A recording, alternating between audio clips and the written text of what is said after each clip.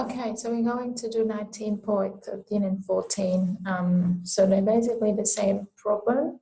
So we are given a table over here where there are two firms A and B, and these two firms are trying to form a cartel, which is basically an agreement where the two firms agree to act as a monopoly to produce less in the market in order to increase the price and the profit for the two firms. Okay, so basically the two firms are agreeing to reduce the competition and to act as one firm in order to set a monopoly sort of output and monopoly price in order to maximize the two firms' profit. And then after that, they're going to split the profit. Okay. Now that way they are going to get a better profit than competing with each other to set the quality separately. Okay, so if the two firms are agreeing to cooperate with each other by producing QAM, then each of them is going to get a profit of 4. Okay, now if the two firms decide to defect, then firm A is going to get 1 and firm B is going to get 2.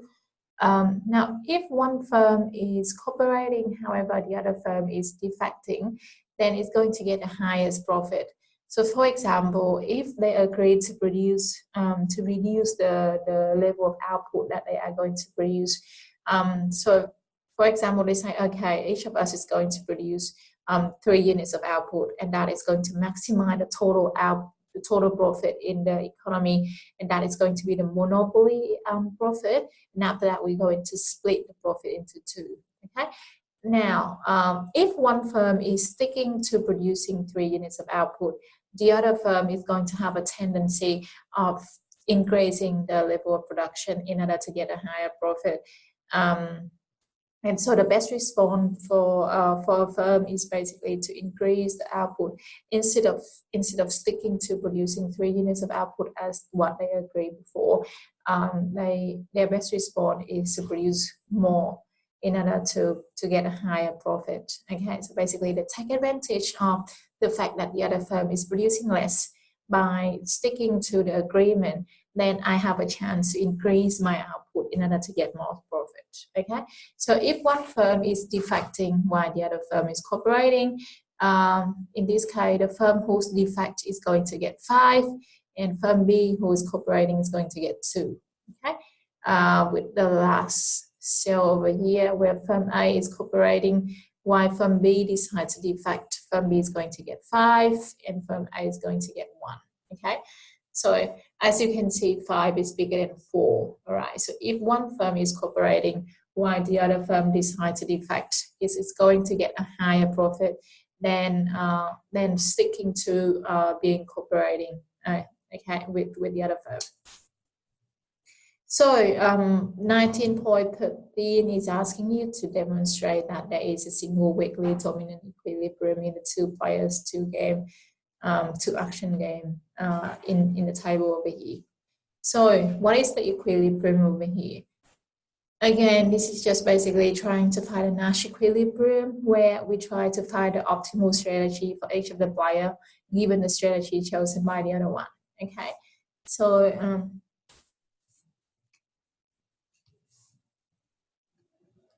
okay, so 19.13.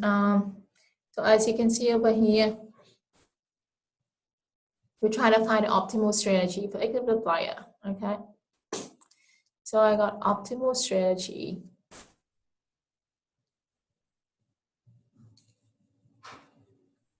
Okay, for so we're trying to find the optimal strategy for firm A first. Okay, now if firm B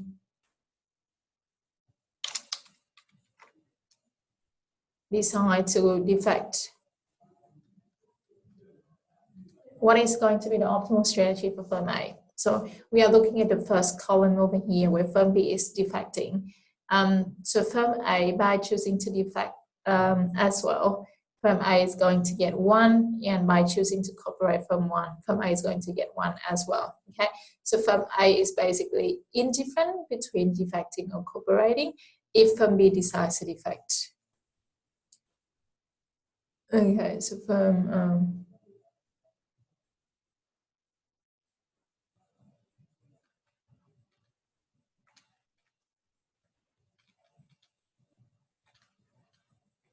Okay, so indifferent between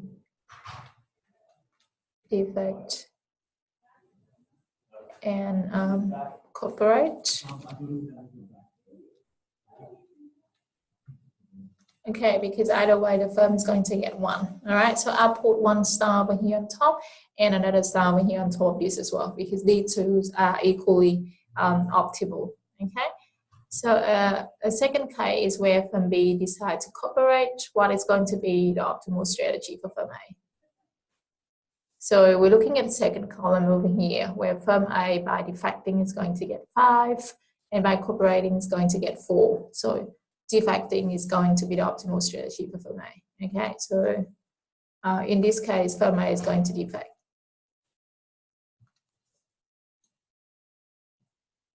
Okay, so I'll put a star here to indicate this is the optimal strategy for firm A if firm B decides to cooperate. All right, so we're done with firm A. We're going to find the optimal strategy for firm B now. Okay, so again, we'll be asking ourselves if firm A decides to defect, what is going to be the optimal strategy for firm B? All right, so again, firm A is defecting. We are looking at the first row over here, where firm B, by choosing to defect, is going to get 2. Choosing to cooperate is going to get 2 as well. So firm B is basically indifferent again. Okay, between defect or cooperate. All right, and if firm A decides to cooperate, what would be the optimal strategy for firm B? Right, sorry, so I'll just put just 2 star on top of here. If you firm A decide to defect, firm B either defect or cooperate, that is fine because these two are equally optimal. Okay. Now, if firm A decide to cooperate, which is the second row over here, firm B by choosing to defect will get 5, choosing to cooperate will get 4. So defecting is going to be the optimal strategy for firm B in this case. Okay, so firm B is going to defect. Okay, so therefore I will put a star on top of the defect for firm B.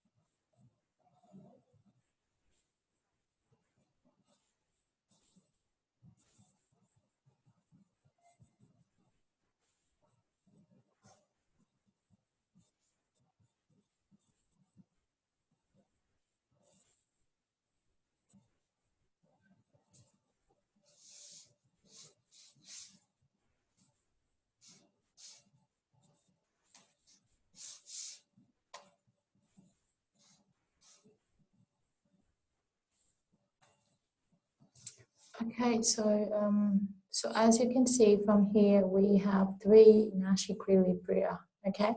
However, there is only one single weakly dominant equilibrium.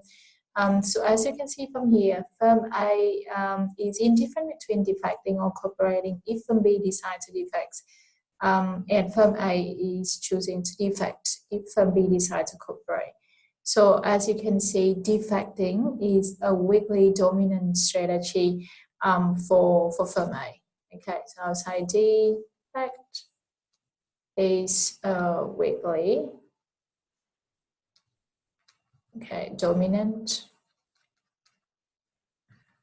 strategy, okay, for firm A. And so very similar for firm B. Firm B is indifferent between defecting or cooperating if firm A decides to defect, and firm B decides to defect if firm A decides to cooperate. So again, defecting is also a weakly dominant strategy for firm B, because firm B will either choose to either way, firm B will choose to defect. Okay, it's not strongly dominant strategy, but it is a weakly dominant strategy because we have an indifference between these two strategy. over here. Okay, so it's called a weakly dominant strategy.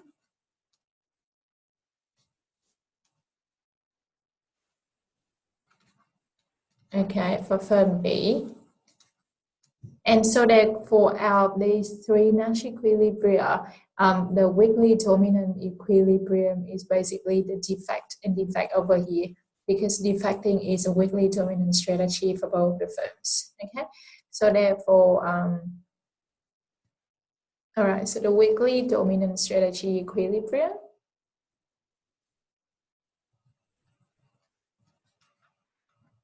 Okay, in this case, it's going to be for the two firm to defect. All right, so even though there are three Nash equilibria, okay, so in this case, we have three Nash equilibria. So the first is defect. The second one is for firm A to defect, and for firm B to cooperate, which is over here. Okay, so 1, 2, and 3. So anything got 2 star in it, it's going to be the Nash equilibrium. And the last one is for firm A to cooperate and for firm B to defect. Okay, so we have 3 Nash equilibria. However, we only have one weakly dominant strategy equilibrium, and that is going to be the defect and defect. So 19.14 is asking you to explain why the situation is similar but not identical to the prisoner's dilemma that we studied before. So if you remember, the prisoner dilemma is the game in which the two players are trying to decide between confessing or not. Okay, so if both of them decide to confess, they are going to get punished harder and they're going to be in the prison for a longer term.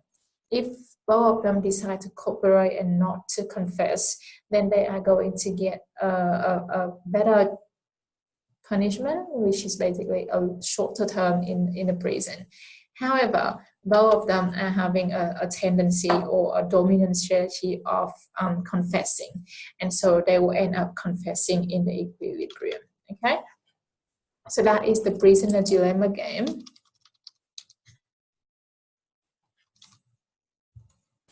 Okay, so 19.14.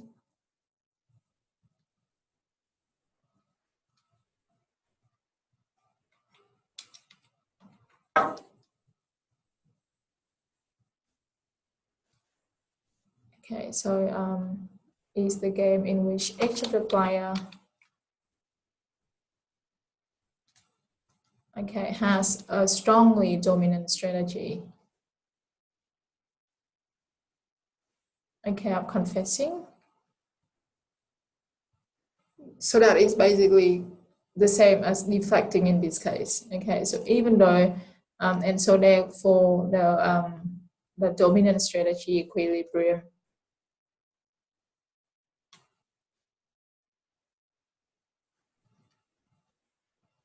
in the game is for both the player to confess. Okay, so that is confess, even though, okay, both of them is going to be better off. So both of them would be better off if they decided to keep silent. Okay, however, none of them is choosing to be silent in the equilibrium because confessing is their dominant strategy. Okay, so it's similar to the game we are talking about here because the two firms is going to end up being defecting, choosing to defect, even though if they decide to cooperate, they are going to get a better profit. Okay, so as you can see, if they are going to end up with a weakly dominant equilibrium where each of them is going to get a lower payoff than what they could have got if they decided to cooperate. Okay, so similar to the prisoner dilemma game in the sense that the equilibrium is not maximizing the total payoff between the two players. However, they are going to choose that because the strategy is their dominant strategy. Okay, so the two games.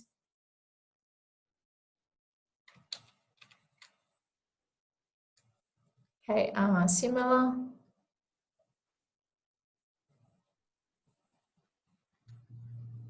Okay, so in the sense that, okay, both players,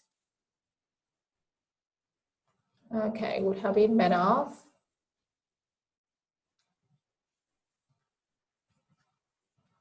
Okay, choosing a non-equilibrium outcome.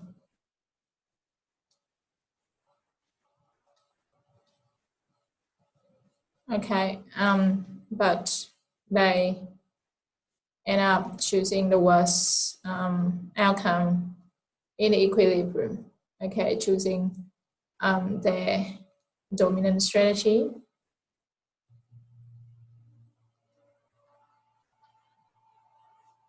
And basically be worse off. Okay.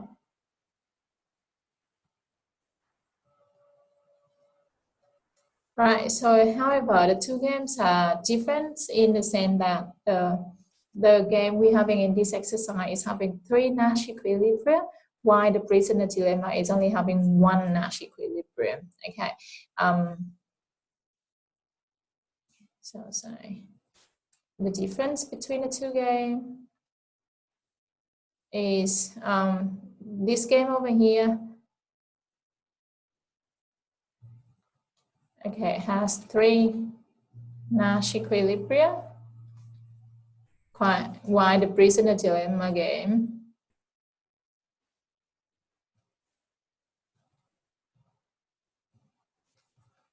only has one. Okay, and the second thing is this game basically one of the equilibrium is the weakly dominant strategy equilibrium. Why for the prisoner dilemma is basically a strongly dominant strategy equilibrium. So there is no indifference between the two strategy for any of the player. Okay, so they have a strongly dominant strategy instead of weakly dominant strategy as well we have in this case. Okay, so. Okay, so this game has weekly, right? So dominant strategy equilibrium, right? Why the prisoner dilemma game?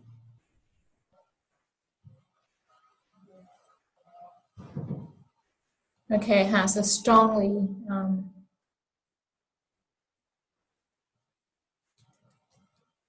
dominant strategy equilibrium. So basically, there isn't any indifference between the two strategy for any of the player. Okay. All right.